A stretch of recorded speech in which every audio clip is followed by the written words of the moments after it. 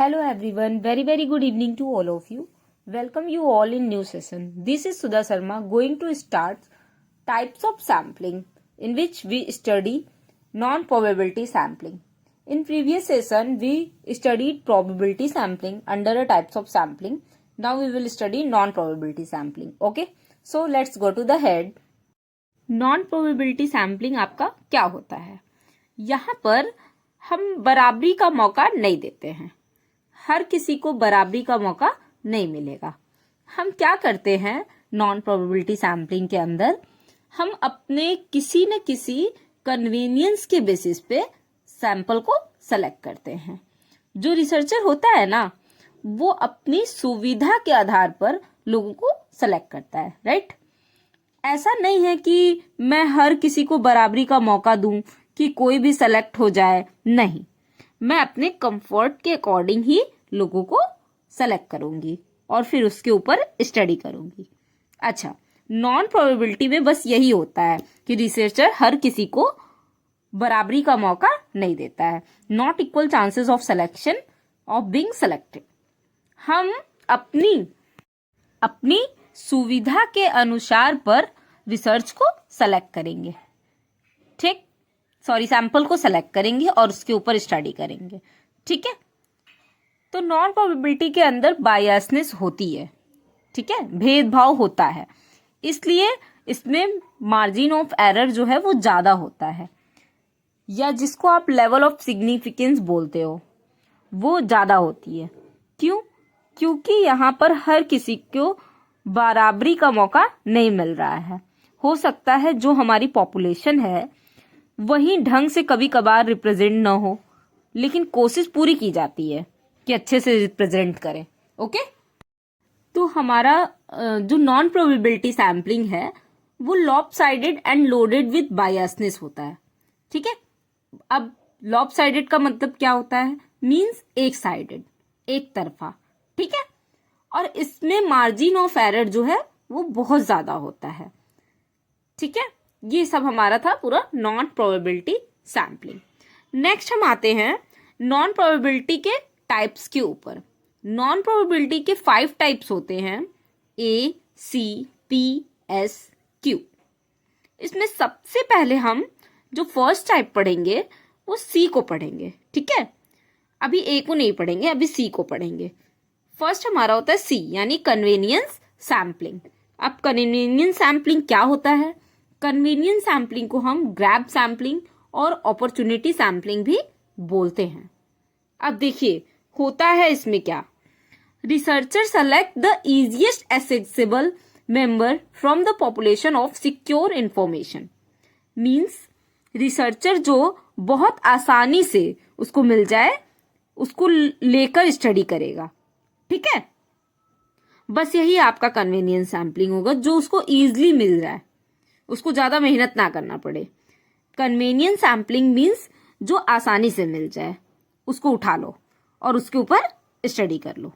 जो आपको एक नजदीक आपका सुविधाजनक हो उसको आप उठाओ और उसके ऊपर आराम से स्टडी कर लो, वही आपका होता है कन्वीनियंस सैम्पलिंग। ओके, अब देखो, अब थोड़ा इसी एग्जाम्पल से समझ लो। जैसे मैं अभी इसी वक्त वाराणसी में हूं, तो मुझे लगेगा कि मुझे रिसर्च करनी है, तो मैं सिर्फ और सिर्फ वाराणसी के लोगों पे ही स्टडी करूंगी। आप में से जो होंगे वाराणसी के, उनको मैं लूंगी और उन्हीं के ऊपर स्टडी करूंगी। क्यों? क्योंकि आपसे डेटा लेने में मुझे आसानी होगी, है ना।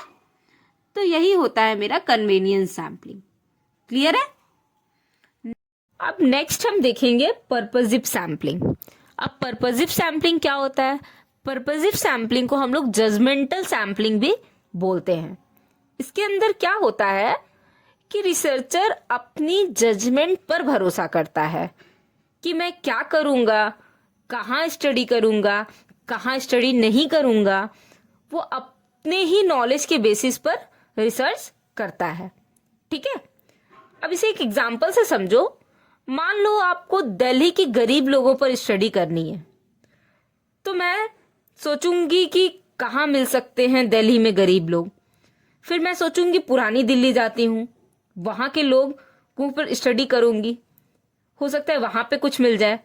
मीन्स आप अपनी नॉलेज के अकॉर्डिंग स्टडी करोगे, अपने जजमेंट के अकॉर्डिंग स्टडी करोगे, तो वो हमारा होता है जजमेंटल सैम्पलिंग, ठीक है, या पर्पसिव सैम्पलिंग।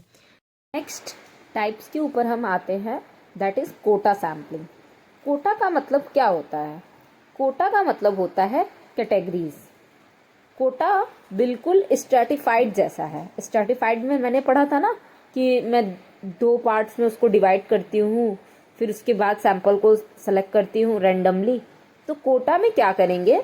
कोटा में हम करेंगे कि हर कैटेगरीज में से कुछ कुछ आइटम्स को उठाएंगे, ठीक है। बस डिफरेंस क्या होगा, जो हम हर कैटेगरी में से आइटम्स उठाएंगे वो हम कन्वेनियंस के बेसिस पे उठाएंगे, जबकि स्ट्रैटिफाइड में क्या होता था, हम रैंडमली उठाते थे, ठीक है।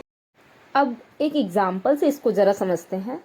सपोज मैं स्टडी कर रही हूँ 30 to 40 ईयर्स के बीच के लोगों के ऊपर। तो 30 से 40 लोगों के बीच में जो मैं स्टडी कर रही हूँ, इसमें क्या कैटेगरीज आ सकती हैं? फीमेल्स भी आ सकती हैं, मेल्स भी आ सकते हैं, ठीक है। तो फिर मैं इनको कैटेगरीज में डिवाइड कर सकती हूँ, फिर इनमें से मैं सेलेक्ट करके स्टडी भी कर सकती हूँ, ठीक है। मीन्स क्या हुआ, कोटा सैम्पलिंग में कुछ नहीं है। क्या है कोटा सैम्पलिंग? जो मेरा पॉपुलेशन है उससे हम कैटेगरीज में डिवाइड करते हैं और हर कैटेगरीज में से कुछ कुछ आइटम्स को लेकर हम स्टडी करते हैं। ओके, क्लियर है? नेक्स्ट हम आते हैं स्नोबॉल सैम्पलिंग के ऊपर। स्नोबॉल सैम्पलिंग क्या होता है? अगर आप ऐसे किसी टॉपिक पर रिसर्च कर रहे हो जिसके ऊपर पार्टिसिपेंट ले आना बहुत मुश्किल है, जहां पर आपको पता ही नहीं है कि रिसर्च के पार्टिसिपेंट्स कौन होने चाहिए, तो हम उसके अंदर स्नोबॉल सैम्पलिंग का यूज करते हैं। तो स्नोबॉल सैम्पलिंग उन प्रॉब्लम्स के लिए यूज होता है जहां पर हमारे participants are very hard to find. बहुत मुश्किल है पार्टिसिपेंट्स को ढूंढना, तो हम स्नोबॉल स्टडी करेंगे, ठीक है, यानी स्नोबॉल सैम्पलिंग का यूज करेंगे। अब इसे एक एग्जाम्पल से समझते हैं। देखो, जैसे आपको स्टडी करनी है स्मोकिंग एडिक्टेड बच्चों के ऊपर, मीन्स जो बच्चे एडिक्टेड हैं स्मोकिंग से, मीन्स एडोलसेंट बच्चे, ना कि छोटे बच्चे, ठीक है। तो बच्चे स्मोक कर रहे हैं, वो आकर आपको बताएंगे थोड़ी ना कि मैं स्मोक कर रहा हूं। तो हम इस तरह के प्रॉब्लम्स को स्टडी करने के लिए यूज करते हैं स्नोबॉल सैम्पलिंग का। तो we will be use snowball sampling, means कैसे भी करके मैंने एक बच्चे को पकड़ लिया, अब उससे हम बोलेंगे कि आप जो जो करते हैं उसको लेकर आओ, उसको कैसे भी कन्विंस करेंगे और उसको बोलेंगे नहीं तो आपको पनिश कर देंगे या जो भी कहेंगे, और उसको बोलेंगे कि आप और जो जो स्मोक करते हैं उनको लेकर आओ।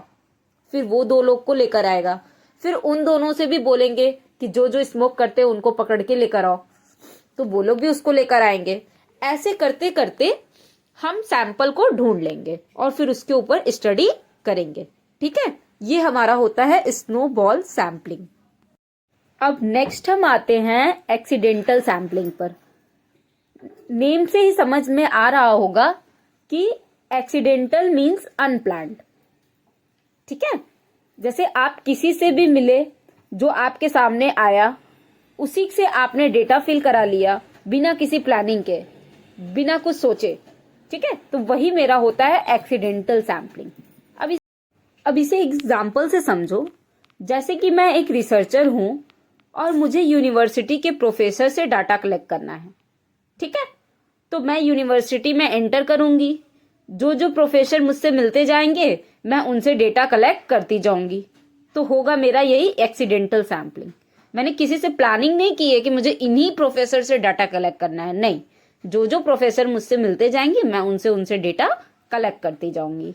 इसी तरह की सैम्पलिंग को हम मार्केट रिसर्च में यूज करते हैं, ठीक है। यही मेरा होता है accidental sampling. Okay, I hope आप सबको नॉन प्रोबेबिलिटी के टाइप्स क्लियर हो गए होंगे। Thank you everyone.